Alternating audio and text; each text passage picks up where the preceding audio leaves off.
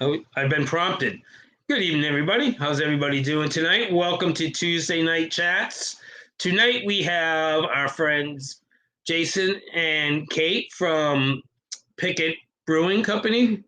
They, I don't know how we're going to find out how close they are to opening. I know the process is happening. We're going to find out how close they are to opening. A couple of events. We got a bunch of tastings this week. Tomorrow night, our friends from Checker Spot are going to be in the store. Heavy Seas is there on Friday.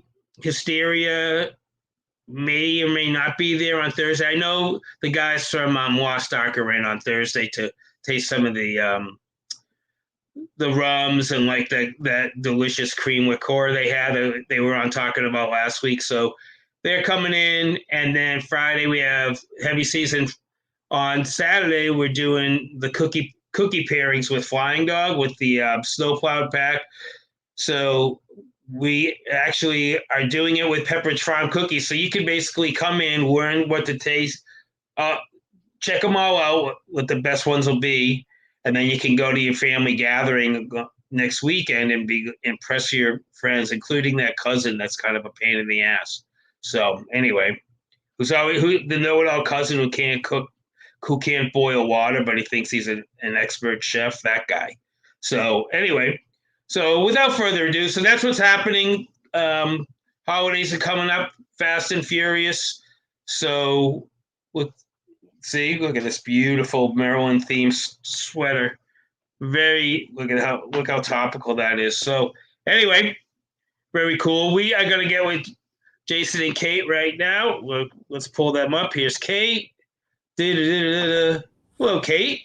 Hi there. Here's Jason. Jason is at the brewery in the office, and Kate is at home, yep. Obviously. So how's things going? We're getting there. You just got your tags and stuff delivered like a week ago. I was reading the updates. So right, how long ago was that? You were holding up traffic on Packard Street? Yeah, December 1st, yeah. All right. 2 weeks ago. All right. So you guys are located on Packard Street, right? Mm-hmm. So for people who don't know anything about Baltimore, give them a proximity to, say, Camden Yards. It's easier to use M&T Bank Stadium. We're about 1,000 feet. We're about 1,000 feet from the closest gate to M&T Bank Stadium. So you're basically like almost like kitty corner from Checker Spot. Like we're on the other side of the stadium from Checker Spot. Okay, so you're in Pigtown. Yes. Mm-hmm. Yeah. Okay. No, it's Pigtown. It's definitely Pigtown. There's a lot of things happening in Pigtown. Huh? That's the up and coming neighborhood. We love it. Yeah, I mean it's great. Isn't like Majors there, and isn't Jordan's place opening up close to there? Yep. What's that called? Wyco or something? Wyco Street. Yeah, they're going to be a couple blocks away from us. And Suspended's there too, right? And yeah, Suspended is about a quarter mile from us as well. Mm-hmm. Wow, that's going to be a happening area. We like to think so, yeah, for sure. Yeah, they've been great. The whole community has been awesome to us. So we're looking forward to getting open and having them all in. So how far along are you towards opening? So that's the big question. We thought we were going to be open in 2021. And just like everybody else, we've been met with all kinds of delays, residual things, dealing with contractors and dealing with utilities being added to the building. So I keep asking Jason if it was harder when we didn't have the equipment or harder now that we have the equipment and we can't quite use it yet because we still have things to take place in the building. But we do have we have our federal license and our state license. So we still have to go through the city hearing process, but we do have some of our licenses in place and some things to get through with the building. And then hopefully we'll be up and running in the first quarter of 2022. So you're going to have, a 7-barrel system? Mm-hmm. Yeah. All right. right. So we went with a stout 7-barrel electric system with brewmation controls. Okay. Okay. So how big a space are you guys in? Because there's obviously room. You have to have room for the tap room, and then the. Yeah, the total size of the building is about 6,000 square feet. But some of it is office, and I guess the brewery is probably what 1,000 square feet or so, Kate. Yep. Yeah, and then the tap room. So all the drainage and all that stuff's in, right? Like. Yeah, that was already here. That was already here when we moved in. Oh, really? What was the building before? It was a warehouse. Oh, cool. Yeah. All right, so that must have helped a little bit. Yeah, I mean, when we first walked in, we saw the place and we're like, oh, well, this is perfect for a brewery. And our business partner was saying the same thing. So when he was talking to me, trying to get us down here and to take a look at the building, and it just really worked out really well. It's a great spot. When did you guys start brewing? You've obviously been home brewing or whatever for a bit, right? Yeah. I started home brewing back in 2008. But we really started thinking about opening the brewery about 4 years ago. We've been brewing once a week for the past 3 years, 4 years, something like that. All right, so about a half barrel at a time. Okay. So what are the styles are you guys looking at? Like traditional styles? Yeah, more traditional styles. I guess it's easier to just tell you what we've brewed lately. We just canned an amber tonight. Our last beer was an American Pale Ale, and then before that was a brown, and then we had a cold IPA, a double IPA. All right, people are going to ask what a cold IPA is. Well, our version of it was an IPA with Kolsch yeast. So okay. It's not the India Pale Lager like you would expect, but the Kolsch yeast was really nice with it. Oh, cool. Mm-hmm. That's very cool. And then we have a stout, 2 different stouts and fermenters right now. We have 2 fermenters on the pilot system, so we have 2 different stouts going right now. One we used Quake yeast, and the other one was Windsor yeast. Okay, so are you guys? So how's it work? So when you package, how many cases do you get? We're doing about we're getting about 15 gallons of yield per batch. Okay. And we have some waste because we're canning them one at a time. Yeah. So we're getting 20 to 25 4-packs out of each batch. Oh, that's not bad. I mean, are you just doing to-goes? Like, do people walk up? How you?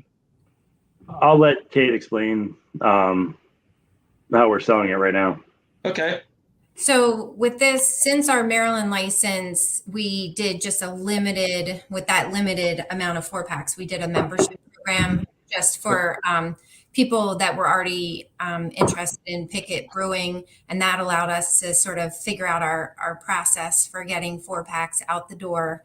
But in the interim, after this 5-week membership program is over, which ends this week, we're going to still package the 4-packs on the small system as we're waiting for the big system to get up and running. And we're going to announce a little bit later, probably early in January, how we'll distribute those locally. It'll be just local to-go sales. But again, it'll be, very limited quantities until we can get up and running on the new system. So how many people you say you have a club basically, right? Like a founders club? Is that what it boils down to? Yeah. How many people are in that? 20 people. Oh, really? Are they like all a lot like friends, family, locals, that kind of stuff? Yeah, friends and family. That's cool. That's super cool. Yeah, people that have supported us over the last 4 years after we kind of said that we wanted to start a brewery. So the people that have supported us all that time, and then all the way back to when we first started brewing, actually, like old high school friends and neighbors and stuff like that. Did they say you guys are crazy for opening a brewery now? Especially during COVID, yeah, they definitely think that we're crazy. We do too, but that's all right. Yeah, we might also. We got to grab the bull by the horns. You know what I mean? That's it. That's it right behind you. That's interesting. Of course, when you guys started, there wasn't COVID, so it's already difficult enough to start a brewery, obviously. But then when this thing hits, it's clearly puts you a little bit behind the 8 ball as far as like getting up and running and that kind of stuff, because you can't get everything you need, right? You had Right. issues with getting the equipment, like it was someplace in the city. Yeah. Right. So you finally got that in. So you got it in, and now you got to get it set up, which is fine. So yeah, it's been a little bit of a struggle. Has it been worth it overall though, for the limited amount of stuff you've been doing? It's great. We love it. Like, we're doing what we love to do. So, can't complain about that at all. How did you guys come into beer? As far as like, we started home brewing and really enjoy it. And it and then, Kate's my neighbor, and, we were drinking beers together, and she tells the story better than I do, but yeah. Next thing you know, we're business partners. Yeah. I was kind of between jobs for a little bit, and had a completely different career. I worked in operations, in nonprofit operations, and then was between jobs. And Jason asked me to start doing some different things for him, which I did, and then it sort of just grew from there. He couldn't get rid of me. And I just kept offering different things to do. And then he asked me to be his business partner. And since then, I've just been trying to learn everything about the industry that I can. So yeah, Kate's she's gonna downplay it some, but yeah, she's an integral part. Like there's no way this happens without her being here. So well, Kate, you do all like this, like Jason does a lot of the brewing stuff. Do you do like all the behind the scenes stuff, like dealing with the licensing and all that kind of stuff, or do you do that together? I do. I mean, in terms of applications and all that, I do that, and all the communication with the federal and state entities, I've done that. And I do the finances, the marketing, all the business operations I do. Pretty much everything. We're a small but mighty team. What was the first beer? The first beer for the membership? For the membership? Well, just overall, first of all, what was the bonding beer when you guys used to hang out for beers, and then you decided you were going to remember? Ah. Kate's husband Chris really likes hazy IPA, so more than likely it was one of those. Okay. Yeah, but I really like Jason's brown ale. That's not something that I would normally order at a bar. But he makes really good brown ales. They're in competition with each other, his brown ales. And that's, especially this time of year, I'd say that's my favorite type of Pickett beer. Where did the name come from? The when you're trying to pick a brewery name with 8,000 breweries out there, you want to find something that's unique. And I probably went through, I don't know, 50 names, and but then it boils down to I live on Pickett Road, and there you go. So we the concept kind of got started there. So we kicked that idea around, and then we just went with it, and here we are. Did Kate help in the name process? No, that was me a little bit before Kate came around. Oh, I wanted to know what the worst name was.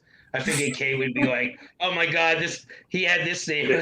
There were there was definitely some bad names, but a lot of them were already taken, so it worked out. I was an advocate for keeping Pickett because Jason had already built a pretty good local following. So right. I was an advocate for keeping that name. So there's some people out there that every time when Jason looks at his Untapped and he goes, "Yeah, I had that name. That was a shitty name." Why did they even pick that name? That's awesome. So what's your favorite beer to brew? The Browns? I mean, I really enjoy brewing brown. I like, there's a simplicity to it, but then you can really layer that malt to get all kinds of different, nuances in the beer. I really enjoy that. I love making stout. I love making, I can't find anything that I don't like that I don't really truly enjoy making, to be honest with you. The amber I just made, I used a lot of sea hops in it to make it nice and piney and grapefruity. Right. And at the very end, I finished it on some crushed dried juniper berries, and it turned out really, really nice. That's a nice little fall. That's a nice little Christmas. Yeah, it's a good. And that's we ended the membership with that one as the 5th week, and hopefully everybody enjoys that one. We had a few tonight, and I'm getting ready to crack another one before too long. Let's see the package. Oh, that's great. So, and then this is where I'll we write the name, and then we have the Surgeon General warning, all that stuff, the logo, and the tagline, "Only a beer away." Kate, you might want to talk about that a little bit. Yeah, we also went through a million taglines as well. And it was very hard to pick one, but we settled on "Only a beer away" because we figured that's applicable with, only a good day, good friend, good conversation.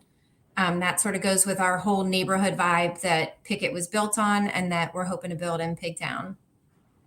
That's so cool that you guys are in Pigtown, because I feel like you'll probably start doing really well between the Orioles and, well, hopefully. Come on. Don't beat up on the Orioles, Mr. Red Sox. I'm a Red Sox fan too when they're playing the Yankees, but you're just hoping there's baseball this season. Oh yeah, well they will. They're not that foolish, but well they might be, but you never know. But that's great for just to be in that area. There's a lot during the summer, during the Ravens. There's a lot of activity down in that area, so you guys should get some nice bleed over with that. Yeah. Yeah, we're right along Mogappa Way and close to Lot O. So we're close to a lot of things, but connected to a residential row. So we've had a lot of the neighbors just pop by and introduce themselves and say hello. And that's what we were looking for when we looked for a location. So that's been pretty amazing to meet the neighbors. And then the Pigtown Main Street has been great as well. They're super helpful in helping new businesses get up and running in Pigtown. Jack's making.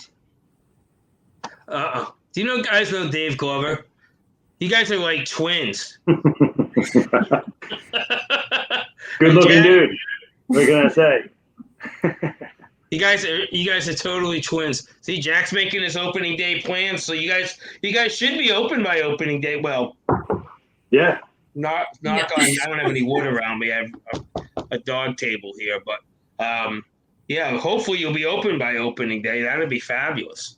Yeah, we better. That's cool that your neighbors are like that. Cool. Yeah. People stop in all the time, and it, rapping on the door. You're walking through the alley. It's great. Everybody's been really, really supportive. They come in and hang out, have a beer, and chat. No, we can't do that. But yeah. They definitely. I wish, but no, that's we're not going to do that. Is that the amber you're drinking?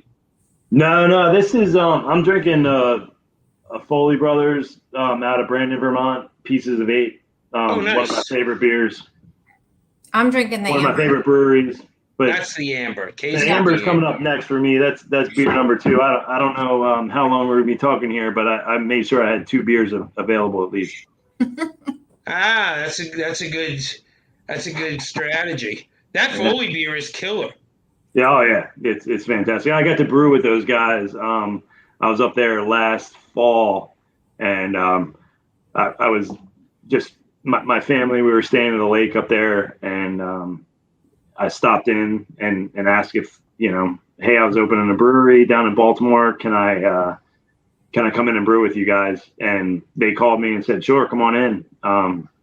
It turns out the guy doing their canning, Ryan, he is friends with one of the guys on the Ravens, Patrick Ricard. And it was a small world. Yeah, right? Yeah. I know that name, but I'm not sure I've been to that brewery. I mean, I've seen, the thing about Vermont is like we go up every year, right? And like it's so crazy in Vermont because first of all, the beers are all killer, or for the most part they're killer, and they're all pretty inexpensive on the shelf, which I find interesting considering how expensive beer is in Maryland, and some of it's not as good as Vermont beer. But also, like, and this is totally due to the pandemic, I'm sure. But like last time we were up there was a particular beer, Upper Pass, that I was looking for like 3 years ago, and it's super hard to find, right? And so finally I did find it a few years ago. But this year when we went up, it was like we were staying in southern Vermont, and there was a gas station like maybe a quarter of a mile from the hotel, and all that stuff is on the shelf in their gas stations, like Upper Pass, Alchemist. Have you ever had any Frost Brothers stuff? No, yeah, I drank. I had a Frost Brothers. I think it was called Flushy or something like that tonight. Yeah, they have like Lush and Double Lush, and the one I had was Lush Sickle is what I had tonight earlier. Yeah, they have all like takeoffs on the word on Lush. Yeah, it's kind of funny. This one had a little lactose in it, but it was well done, like nice, creamy, solid. Yeah, the beers in Vermont are phenomenal, like across the board. I was going to ask Kate about Pink Boots. So yeah. You're part of Pink Boots, correct? I am. They call it the financial liaison. That's basically the treasurer for our chapter. Oh, nice. So were you involved in the Tits Up thing? That was Amethyst and Rachel. They did all of the concept for that and the marketing of that. But we supported it at the events that they had planned. Not as much as I would have liked. I didn't make it out to all the events, but yeah. But the chapter's coming up on its 1-year anniversary in January. That's right. Yeah. And are they still looking for a place to brew the next brew? Because I know they did it at Checker Spot last year, but they wanted to have it a sort of a rotation around the area. We just had our end of year meeting and holiday party, and we talked a little bit about that to see which breweries had offered and then which have, everything that they need to be able to be the collaboration brew day brewery. They need to be able to package it and distribute it. So we're still working on that, but that should be determined pretty soon because that happens in March every year. How many members are in it now, Pink Boots? Our chapter has, I think, 48 I just looked at it. I think it's about 48. We get a couple members every month, new members every month. And Pink Boots just opened it up. You don't have to get a certain percentage of your salary from the industry. So you can be sort of an affiliate member. So we've gotten more diverse group of women and people identifying as women involved in Pink Boots, which I think is great. Right. So now like people who work in like as servers and stuff can join. Is that correct? Yeah, and even beer bloggers, that kind of thing. And I think they might call it enthusiasts. I don't know why I can't think of it off the top of my head. Beer enthusiasts can join. So that gives different perspective to it and gives gives all of us different ladies to talk to at the events. And we try to spread the events out around the state. Some locations are just harder to get to, especially if we have an event on a weeknight or something like that. So we're always trying to space the events out and move them to different regions. That's a pretty big chapter for being. I don't know. It seems like 48 people is a pretty good sized chapter, especially for a new chapter. Yeah, it's pretty exciting. We do, like I said, we get another couple members every month or so. I think at Collaboration Brew Day last year at Checker Spot, we had like 60 women there. It was a great turnout, even in the midst of COVID, masked and distancing and all of that. We had a really great turnout. So wherever it is this year, we'll definitely hope to have that same number of people come out for it. Yeah, that's a really cool organization. I know when you guys do that, like the Brew Day, there's like basically seminars and people do talks and about all different aspects of the brewing industry, not just like the beer part of it, but like things that are sort of tangential to the beer industry. So that's super cool that it's actually getting that kind of recognition and that kind of size for especially a new chapter. But there's so many breweries open up right around you guys. Suspended's there, you guys, Jordan's Place. So that's 3 in that section of town, yeah. And Diamondback is there. Hopefully it's going to be a really, good beer destination for people in South Baltimore. I mean, there's some great breweries that are already here, and it's exciting to be a part of it. Yeah, that's pretty cool. It's cool how they're like in different sections of the city too. Like you have your Hamden ones, you guys. Baltimore's I feel like it's a really good beer town and maybe a little bit under the radar as far as like nationally. You know what I mean? There's not like there needs to be. I feel like there needs to be more focus on Baltimore as a beer destination, which, I think it's coming, but I think it's still a little ways off. I think Maryland as a whole as a beer destination is really sort of underrated. Like there's great breweries. I'm 15 minutes from Firm here, where I'm sitting. So, and they're just coming up on 1 year. So, and they've been killing it. So, yeah, it's a good time to be a Maryland beer fan. I feel like. Yeah, the problem with opening a brewery is that you have way less time to go to breweries. Right, exactly. Sure. You have to depend on people to bring you. Yeah. I go to the BAM events. They always have it at their meetings at a brewery, so that gets us out there too. And the craft beer festival was awesome. Did you guys pour at that? We didn't pour at that because we were just brewing on the small system, but we went and we had a great time. Yeah, it's good to meet other people, like introduce yourself and get that networking thing going too. Yeah, we've had so many of the breweries help us along the way so far, and I know that they'll help us in the future. The local breweries, Jason's talked to Pharmacy a lot. Checker Spot, Rob and Judy have been amazing. And Austin had us at the Meadworks. Like, they've just been super helpful. They give us tours. They tell us, what to worry about and what not to worry about. Some people have given us hugs because it looked like we needed them. So it's pretty cool. And then we actually just got an email last week from a brewery in planning in Pennsylvania that's going to be veteran owned, and we're veteran owned.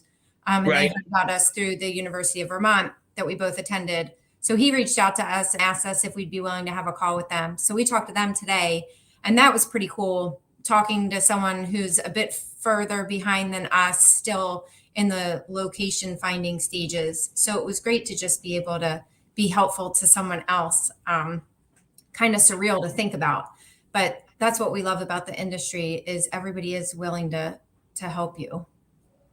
Yeah, it seems. Yeah, and as you go along, people are definitely more and more willing, and that's what. And then collaborations start, and you get all that kind of stuff. So it's pretty exciting. It's an exciting time, and hopefully we're like on the downside of what's been going on. So it's a little tougher for you guys in Baltimore City, but hopefully by the time you guys look like you're getting ready to kick off, things will be more under control and people will be able to come and visit and hang out in the town. How big is the tap room going to be? It's going to be good. It'll hold about 80 people. Ooh, that's decent size. Mm-hmm. Yeah. That'll be decent size. That'll be good too, because it's like you want it to be neighborhood first and then expand out, I'm guessing. So, we'll have a nice outdoor area as well. It's probably, I don't know, 60 feet by 50 feet or so outside that we'll be able to accommodate a lot more people out there as well. So we're looking forward to that when some spring and summer come along next year. That'll be good. That'll definitely be good. That'll be, and that's a huge draw when people see stuff happening outside. They're like, "Oh, what's happening over there? Let's go over there and check it out." And there's so much going on in Pigtown that, like, by that time, everything should be coming together. Well, that's cool. I'm super happy for you guys. It sounds like everything's on the up and up. The equipment's getting there. You're grabbing the bull by the horns. You got. I'm going to try to get down there. I say that to everybody. It's really just a lie. I never go anywhere.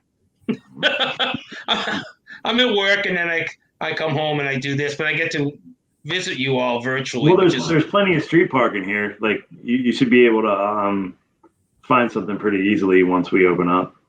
Oh, that's encouraging to me, because that's my big thing with breweries. Like in the city, it's like I don't want to dink around looking for places to park. I just want to if I want to go, I want to go and park with you guys, and there's like 3 other spots to hit. Right. Yeah. And really good spots too. Like they're I would assume Wyco Street's going to be great, and then the other Checker Spot and Suspended are really good breweries as well. So yeah. And they're all within walking distance. Yeah, everything's within walking distance. It's great. Yeah, Rob is actually doing a tasting tomorrow night in the store, so I'm excited to see him. So he hit me up today. So we're tasting a few beers of theirs. So their beer is terrific. That's a really nice. This space is really nice too. Steve Marsh, good guy, Judy, all them. I hope they get Judy on this thing sooner or later. But anyway, I know you guys are busy.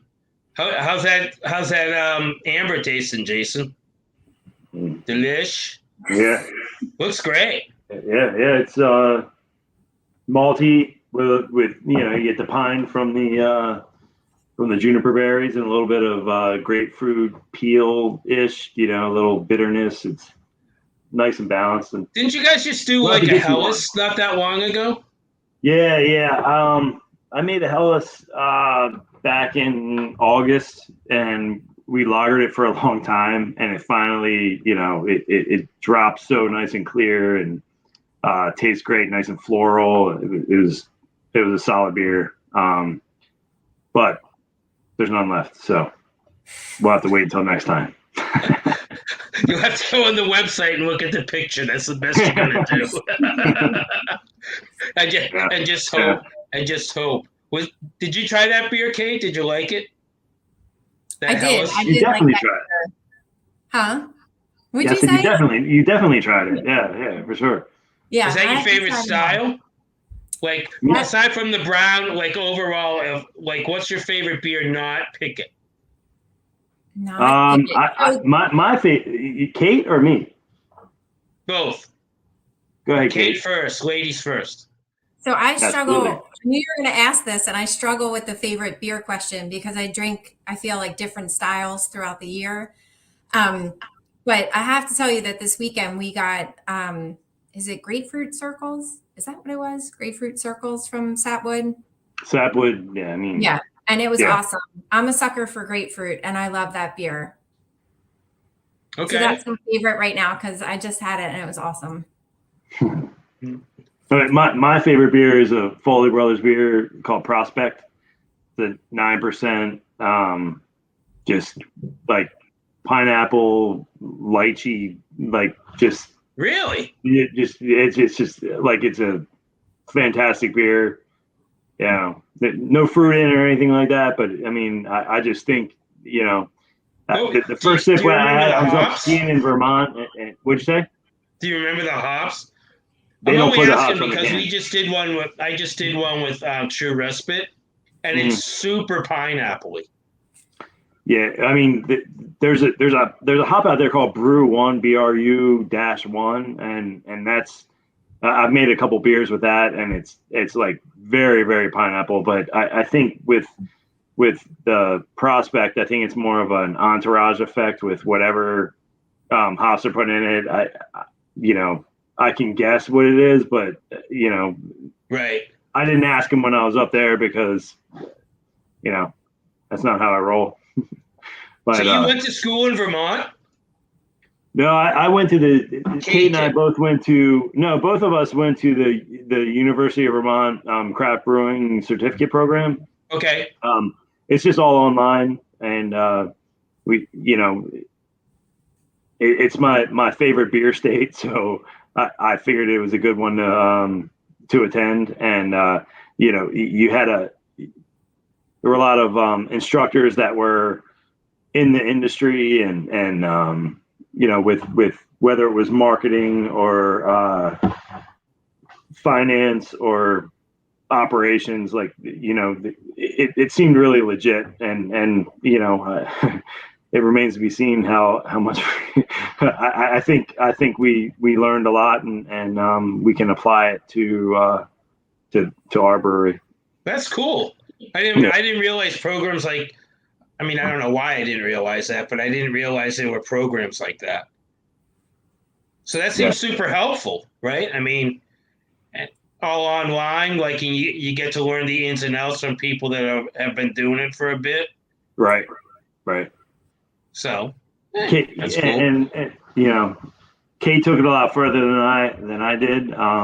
She finished up with the capstone project where the instructors, a collective group of instructors looked at our business plan and gave her feedback on all that, and so clearly they liked it because you guys are going forward. We were going to go forward anyway. It doesn't matter. We just got to do it, Yeah, I mean, but it was good. It cemented the fact that we were doing the right thing. So cool. Good. Yeah. That's super cool. Did you like that thing, Kate? Did you like that whole course? Yeah, I loved it. The instructors, it wasn't big class sizes, even though it was virtual, the instructors were super helpful. So you could make as much as you wanted to out of it, and they would help you pretty personalized along the way. That was great. And then I also applied for the BA's mentorship program and was accepted into the fall cohort. So I've had 5 different mentors through the BA, which have some overlap with the University of Vermont instructors. and they're in different areas of the brewing business, and I'm in the startup track. So it's been just amazingly helpful, and just at the exact right point in time where I'm having a panic attack about something and I can say to an expert in the field, like, this is what's happening, give me your advice. So that's been really cool. Yeah, that seems like that, especially now, because there's a lot of uncertainty with, like, and those people have probably seen a lot of ups and downs, you know, and can be like, you guys are fine. This stuff will pass. And this is what you do to get around this. Just seems like it would be nice to have that sort of mentorship program to help startups. Yeah. And everybody has different opinions, but when I hear trends across multiple industry professionals, that's when I send a flag up to Jason and say, hey, what was the biggest trend that surprised you? Don't say seltzer. No, that wasn't the biggest trend. That did come up. What's the one? Yeah. What, I know I just told you one today. What was it? Or yesterday? I can't even think of one off the top of my head. Are they saying lagers are coming back? Please. No, they've talked a lot about like the cocktails in a can. Oh, really? Yeah. Yeah. Huh. Interesting. They said to have, stuff in the tap room for gluten-free or non-beer drinkers, which we already know for. Non-alcohol. I mean, that's a bit like for the store with like stuff that non-alc. You'd be surprised how that's going, but that's a really expensive prospect to do non-alcoholic beers. Like really expensive. I was talking to Brendan at True Respite, and he was like, they tried one, and he was just like, it doesn't work unless you have the correct equipment to make them taste right. Because you can't do much with them, you know what I mean? They just like wart, basically. So he's like, they're not really that. I mean, I would imagine you ferment it out, and then you have to heat it up to 175 degrees or whatever, and then, but at that point, like, you're not going to do like anything dry hopped is going to be, more bitter than you expect it to be, and right. I don't know. Yeah, it's going to. Have you had any non-alcs that you liked? I had one from Brooklyn Brewery that, and my wife drinks it every once in a while, and it's not bad at all. But the expense. I mean, I enjoy the effects of alcohol myself, so.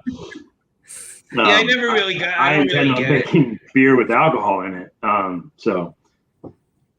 I mean, I know there's a place for it, but I don't fully get it. But there's some really good ones. Like there's some really good like IPAs. Like you'd be surprised. Like there's a place called Untitled Arts out in Wisconsin or someplace. Right. And they do like a dry hopped IPA, a non-alc IPA. It's amazing. It's pretty expensive for what it is, but it's amazing.